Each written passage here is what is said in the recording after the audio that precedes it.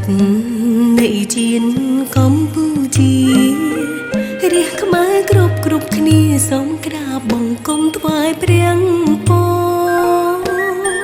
ព្រះអង្គសូមមានព្រះរាជសុខភាពបវររឹងមាំខ្លាំងក្លាដែលជាងមហោសចាពេញដោយព្រះឫទ្ធិ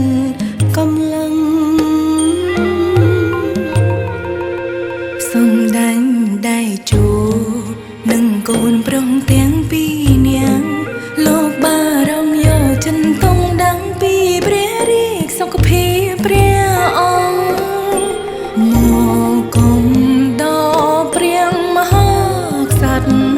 និងសម្ដេចព្រះមហាក្សត្រត្រីលួងម៉ែ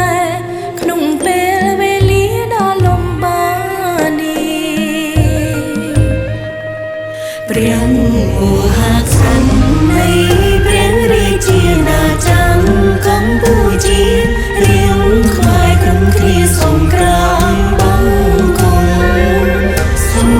អង្គទេវតាព្រះអិនព្រះព្រំថែរាសាព្រះមហាក្សត្រយើងខ្ញុំសូមថ្វាយព្រះពរព្រះអង្គមានព្រះសុខភាពបវរអរអង្គដែលជាអមតៈគង់ជាម្លប់ជាតិ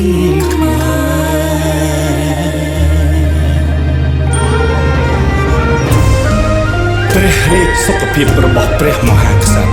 គឺជាសុខភាពរបស់ប្រទេសជាតិទាំងមូល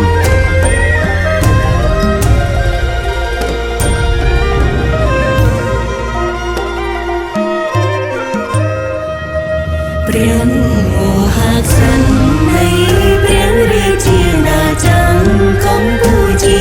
រៀងខ្វាយក្រុមគ្នាសូមក្រាបបង្គំសូម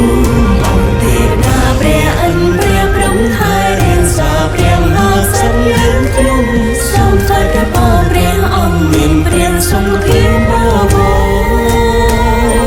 អរអង្គដែលជាអមតៈគង់ជាម្លប់ជាតិ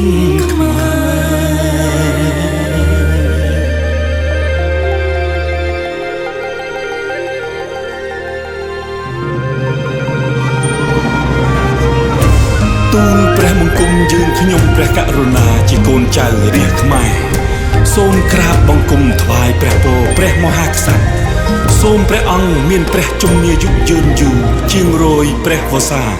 ព្រះរាជសុខភាពល្អបរិបូរណ៍និងព្រះកាយពលមាំមួន